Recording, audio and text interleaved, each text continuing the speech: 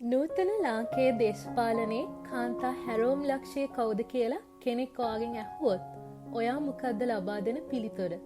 එය වෙන කවුරුත් නෙවෙයි හිරුනිකා ප්‍රේමචන්ද්‍ර මහත්මිය. ඇයගේ දසවසරක විවාහ ජීවිතයට සමුගැනීමේ තිත තබා අවසానයි. ඇය ඒ පිළිබඳව ඇයගේ නිල ෆේස්බුක් පිටුවෙහි මෙසේ සඳහන් කර තිබුණා. සිතිවිලි ආවර්ජනය කිරීමෙන් අනතුරුව හිරාන් සහ මම විවාහ ජීවිතයෙන් වෙන්ව ජීවත්වීමට තීරණය කළෙමු. මෙම තීරණය ගනු ලැබුවේ එකිනෙකාගේ අන්‍යෝන්‍ය නිදහසට ගරු කරමින් සහ තේරුම් ගනිමින්.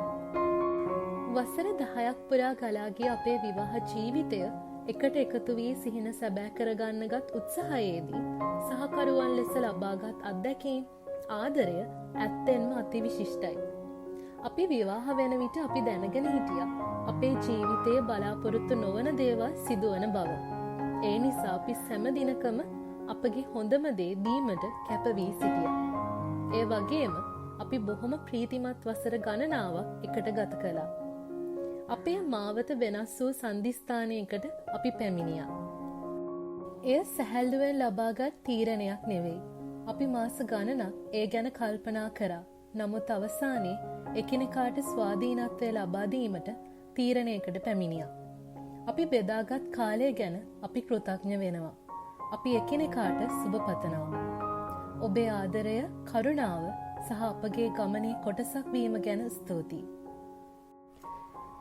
හිරුනිකාට වගේම හිරාන්ට අඳුරේ අපි සුබ පතනවා ඔවුන්ගේ ඉදිරි ජීවිත සාර්ථක වේවායි කියා.